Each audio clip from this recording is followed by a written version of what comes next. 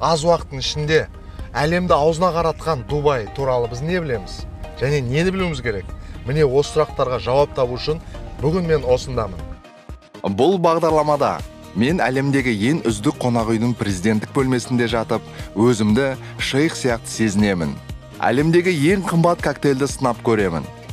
Араб пластикалық хирургиясының барлық құпияларын білемін. Дубайдың әйгілі алтын базарында алтынға батып кетемін. Араб әмірліктерінің ең бай адамдарының бірінде қонақта боламын. Сонымен оқиғалар басталады.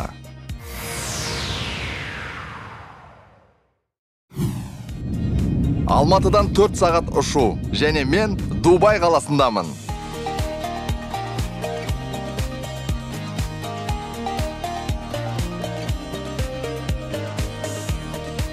Мені қарсы алу керек. Ха-ха-ха, маған Rolls-Royce жіберді, достар. Достар, сіздер білесіздер ма? Жылдамдықпен келе жатқан Rolls-Royce'ның ішінде тек қана сағатын жұмыс істеп жатқанын естисіздер. Достар, бұл арабтардан күнделікті мініп жүрген көліктері, арабалары. Осындай көлік барлық қазаққа жұғысты болсын. Бізге де осындай көліктер күнделікті болып кетсін. Жарты ғасыр бұрын Дубайдың орнында тек құмдар мен кішкентай балықшылар аулы болған деп сену қиын. Мұнда тек маржан аулаушылар болған. Барлығы 1966 жылы өзгерді. Коллекторлық желілерді салу кезінде мұнай қорлары табылған соң Дубайда жаңа тарих басталды. Айта кетейін, бұл қаланы тек қана дубайлықтар, тек қана арабтар өсіріп жатқан жоқ. Бұл елге әлемнің мықты-мықты ғалымдары, мықты-мықты креативті адамдары келіп жұмыс істеп жатыр. Англиядан болсын, Индия, біздің жаңағы ТМД елдерінен де көпті мамандар келіп жатыр. Сондықтан бүкіл әлемнің мықты-мықты мамандар осы қаланы көтеріп жатыр. Естуімше, Дубайда жергілікті халық 10%, қалған 90% басқа елдерден келген.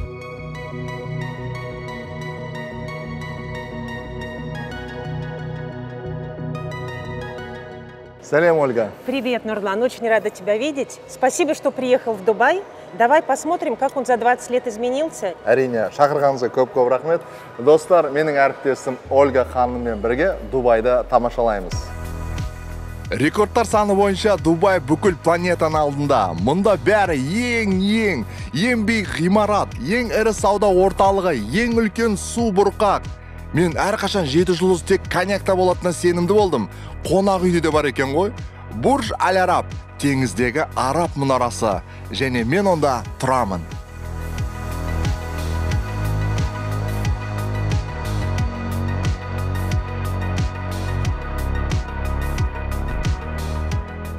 Достар, Париждің символы Эйфель мұнарасы болса, Астанада Бәйтерек. Ал Дубай қаласының символы бұл Бурж Аль-Араб қонақ үйі. Әлемдегі 7 жұлдызды жалғыз қонақ үй. Бәрі алтыннан жасалған дейді. Не деген керемет қонақ үй. Вау. Енді қонақ жайлығын көрейік. Сәлеметсіздер ме?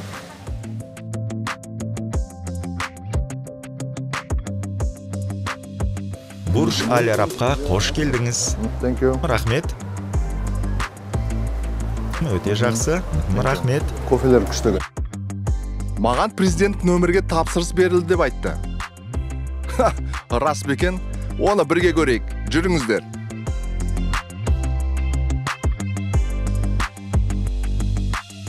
Ой-мой.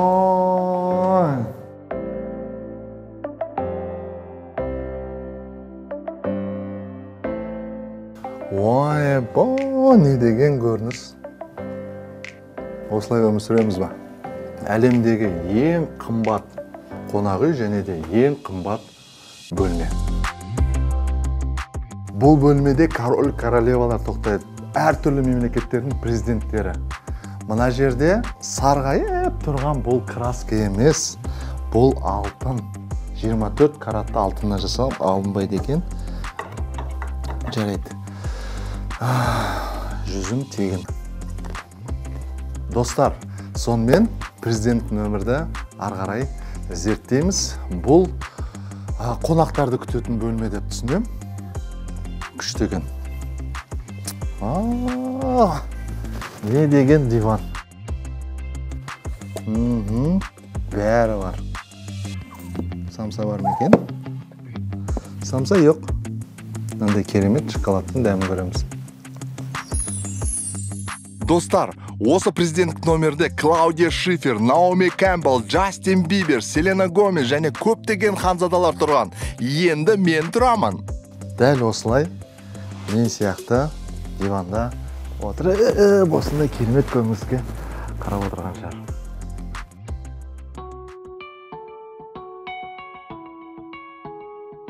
Қайырлы кеш, Нұрлан мырза. Қайырлы кеш, сіздің қалыңыз қалай? Керемет, мен сізге таңдау үшін жастықтар әкелдім. Бұл аяққа арналған жастық. Бұл мойын ұстауға арналған жастық. Бұл тыныш түндерге арналған Е дәрумені мен алоэ вера қосылған күшті қалпына келтіретін жастықша.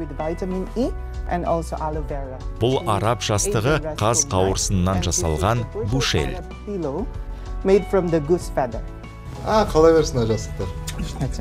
Әр 10 минут сайын ауыстырып тұрам. Сонымен достар, Бурж Аль Араб қонақ үйінде 17 түрлі жастық бар екен, бірақ қоян жүннен жасалған жастық жоқ. Яғни біз ұйықтамаймыз, барып ваннаға барайық. Рахмет барлықтарыңызға. Жастық өте көп екен.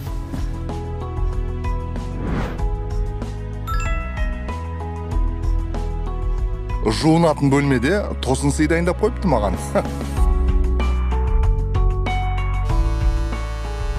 Достар, президенттік джакузи осындай екен. Алтынға оралған джакузи.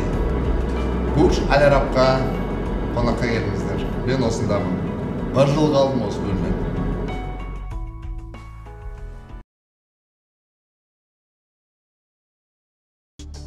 Ассалаумағалейкум. Алейкум салам.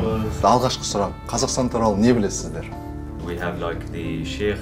Шейхтер патша отбасы Қазақстанға аң аулауға барады. Қазақстанда өте әдемі таулар, жасыл желектер мен әдемі жерлер бар. Рахмет. Мен Қазақстанда ешқашан болған емеспін, бірақ бұл ел менің міндетті түрде баратын жерлерімнің тізімінде. Мен ондағы адамдар өте қарапайым екенін білемін. Оған қазақтардың мейірімділігіне байланысты көптеген туристер барады. Олар әртүрлі тілдер мен мәдениеттегі адамдарға қуанышты. Бұл қазір туризмі жақсы, қарапайым ел. Рахмет. Алматыға сапарым болған кезде маған ең әдемі жер Медеу болып көрінді. Мен бұл әсерлерді мәңгі есімде сақтап қалдым. Бір қызығы, онда ең үлкен қызыл алма бар. Сондықтан ол Алматы қаласы деп аталады. Алма атасы. Астананы көшірген кезде бірде-бір рет Нұр-Сұлтанда болған жоқпын. Бұл менің келесі сапарым болады деп ойлаймын. Бұл Дубай сияқты. Тек JBR секілді. Келіңіздер, біз күтеміз. Дубайда қанша жыл өмір сүресіз?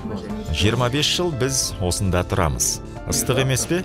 Өте ыстық, бірақ бұл жалғыз кемшілік. Біздің балаларымыз мұнда өте жақсы білім алуға мүмкіндік алды, және мемлекет үлкен қамқорлық жасайды. Менің қызым Эдинбургте оқып, мемлекет оның оқу ақысын толық төлейді. Менің барлық балаларым философия докторы болады деп үміттенемін. Бұны мен өте қалаймын. Мен жартылай грекпін, ал әкем грек. Бірақ бала кезімде ол Гурьевте, Қазақстанда тұрған. Я, сондықтан мен білемін. Я, ол жерде адамдар өте қонақжай. Менің Қазақстандағы ең қымбатты адамдарым ол достарым шығар. Мен оларды тіпті бауырларым деп айтамын. Менде тіпті аттастарым да бар. Біз қаншалықты туған екенімізді білмеймін, бірақ біздің қалауымыз бойынша біз бір-бірімізге өте жақын елміз. Өте қуаныштымын. Алтын уақыттарыңызды бөліп келгендеріңізге көп рахмет. Арабша қалай болады? Келесі кездескенше деген. نشوفك على خير. Шуфак аля хәр. على خير, يا. Шуфак аля хәр. Мен де сіздерге бір қазақ сөз үйретіп жіберейін. Қанағаттандырмаған.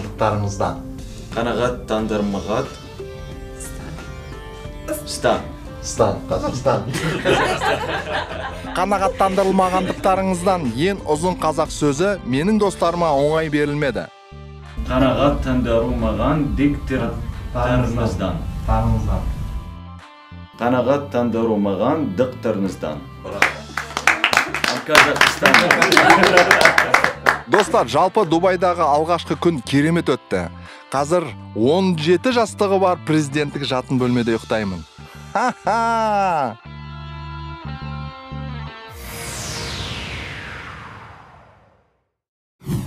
Достар, бүгінгі бағдарламаны Қазақстанның барлық аруларына арнаймыз. Өйткені бүгін біз Дубайдағы ең керемет жерге барамыз. Енді келіншектерге керемет жер. Алтын базар. Мен жан-жарыма Сақина таңдағым келеді. Ал кеттік.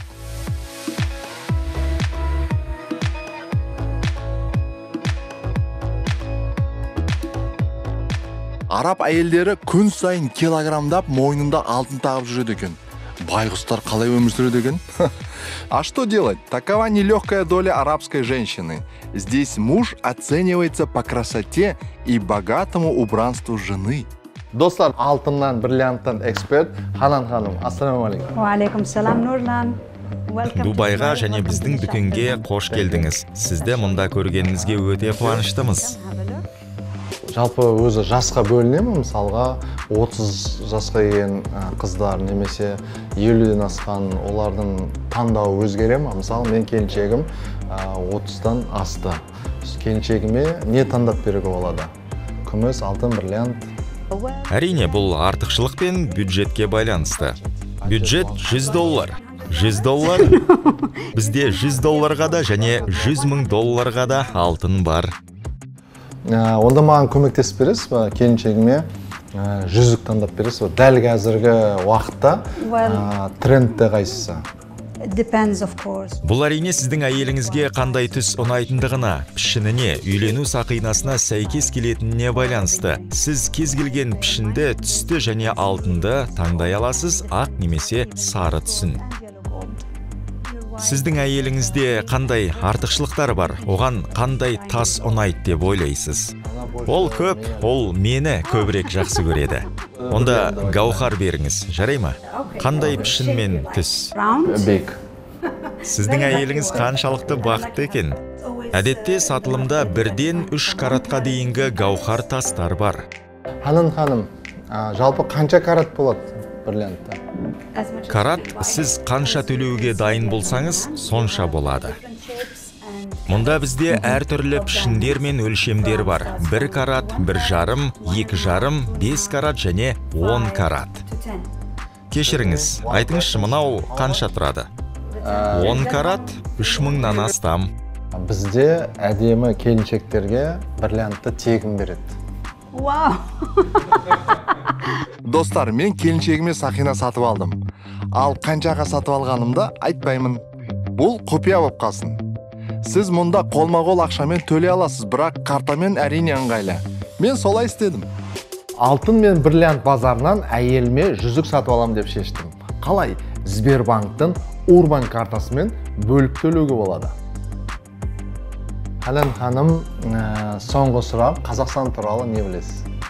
Well, whenever I hear Kazakhstan. Қазақстан туралы естіген сайын көршілерімді жылулықпен еске аламын. Олар осы елден. Бұл өте мейірімді, жанашыр және жомарт адамдар. Олардың арқасында мен Қазақстанға ғашық болдым. Ол жаққа тезірек барғым келеді. Араб әлемінде қазақтарды қарсы алуға әрқашан қуаныштымын.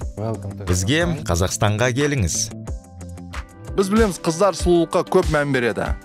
Естуімше, Араб әмірлігінде пластикалық хирургия өте жақсы дамыған. Көрейік. Дубайда әсіресе әйелдер қауымында соңғы жылдары пластикалық операция жасау сәнге айналуда. Дұрыс па, дұрыс емес па, мен білмеймін, мен өзім қарсымын. Қазақ қыздарына пластика не үшін керек? Олар пластикасыз-ақ өте әдемі. Барлық ер адамдар мені қолдайтынына сенімдімін. Қазір кезде түсінбейсің, қыздар ренжіп тұр ма, жоқ ботокс жасап алған ба?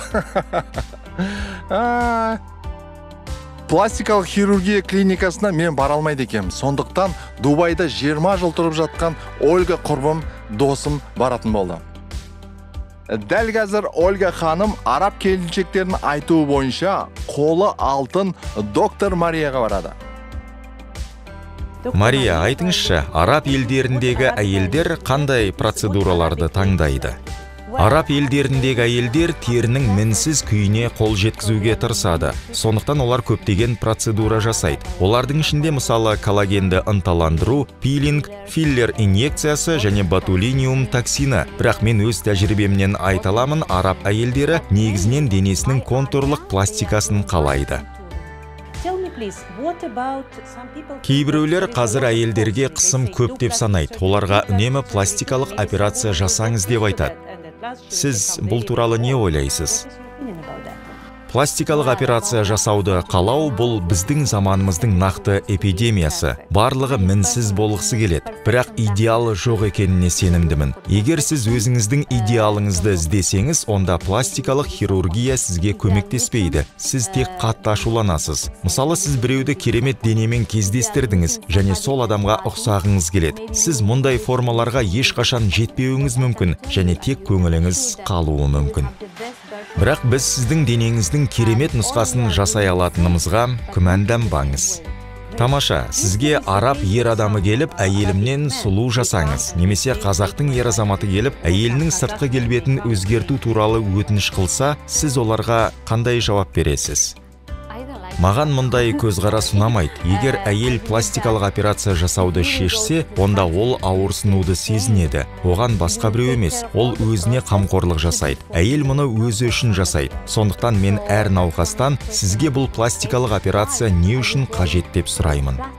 Егер науқас мен қартайып жатырмын, күйеуім мені сүймейді, ол қазір бір жас қызға қарап отыр деп жауап берсе, мен онымен жұмыс жасамайтын шығармын. Бұл жағдайда мен не істесем де, бұл әлі де жеткіліксіз болады.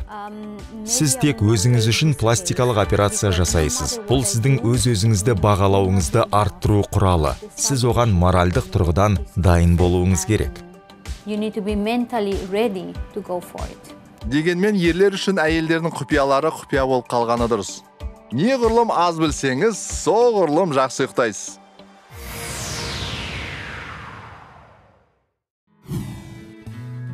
Біз көп қонаққа барғанды ұнатамыз.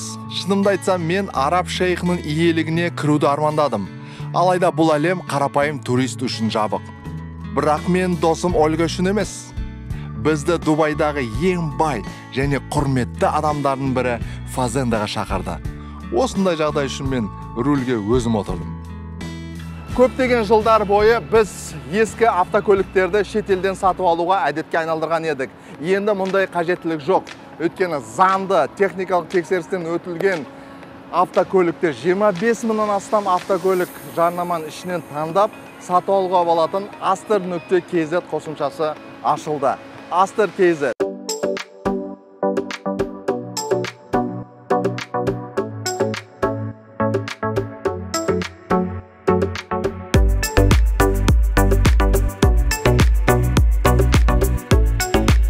Нағыз араб шейхінің зәулім бақшасы. Али Шафар Дубайдың ғана емес, Біріккен Араб Әмірлігіндегі танымал тұлға. Шафарлар отбасы Дубайдың іргетасы қалануына үлкен үлес қосқан отбасы. Бүгінгі эксклюзивті кездесуге Али шейх дәл осы бақшаға қонаққа шақырды. Жүріңіздер. Біріккен Араб Әмірлігінде осындай бақша ұстау өте қымбат, өйткені әрбір талды суғару қажет. Сондықтан да осындай құмды далада орманның пайда болуына шафарлар отбасы үлкен еңбек еткен. Алғысым шексіз. Достар, кәдімгі құрманың қалай өсетінін білесіздер ме? Біз жейтін кәдімгі құрма. Ол осылай пальмада өседі екен. Мынандай сетка іліп қояды екен да, сосын сеткі мына жағын ұстайсыздар да, былай сілкеу керек екен. Көрдіңіздер ме? Осыны пакетке саламыз қазір. Қазір бәрі құлап кетпесін. Біреуін алып көрейік. Мінекей.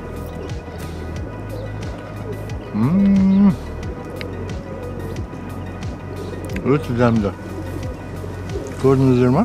Осылай бізде өсе ме екен деймін да. Достар, араб шейхінің шаруашылығы маған туған Қазақстанымды еске салдырды.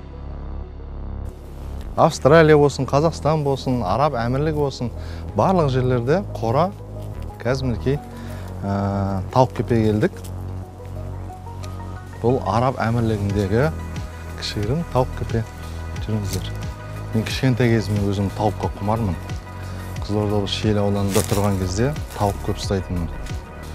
Бұл тауықтарды бізде ауылда үнді тауықтар дейтін. Кішкентай жұмыртқа жатыр. Жұмыртқа терген ең күшті. Мына жақта ешкі мен лақтар бар екен, жүріңіздер. Сәлем! Құлақтарың өсіп кетіпті. Ешкілер қызық екен, құлақтар ұзын. Сөзім мүлдем шыбын жоқ. Ассалаумағалейкум. Алейкумассалам. Most welcome. Қалайсыз? Қош келдіңіздер. Сіз қалайсыз? Қалыңыз қалай? Жақсы, сіздікі қалай? Бәрі жақсы ма? Жақсы. Керемет, сізді көргеніме өте қуаныштымын. Бізде Қазақстанда бір сыйлығымыз бар, Али мырза. Ол Қазақ traditional. Мына бас киім ұстайтын. Please, present. Шакран. Сізге present. Thank you. Thank you. Thank you. Thank you. Тамаша. Бақшаңыз өте керемет екен. Біз апта сайын 2-3 рет суарамыз. Бұл аймақты біз Аль-Авир деп атаймыз. Дубай үшін әйгілі аймақ. Дубайға алғашқы су құбырлар арқылы осы жерден келген. Түсіндім. Яғни бұл жерде табиғи су бар, Тамаша. Али мырза бізді өз фазендасын көрсетуге шақырды. Мен үшін бұл ең қызықты экскурсиялардың бірі болды. Бассейн. It's good. Sitting place. А вон там что? This is we call хейма. Қанша гектар мына жерде? Гектарда мен білмеймін. Мен шаршы футтарда білемін. 1 000 000 шаршы футтан астам. А бұл балдар кімдер? Бұл менің немерелерім. Сенде өте жақсы шығады. Бұл Қазақстан теледидары. Салам алейкум. Ал сіздің атыңыз кім? Менің атым Нұрлан. Танысқаныма қуаныштымын. Мінуге бола ма екен? Сіз отыра тұрсаңыз болады, жарай ма?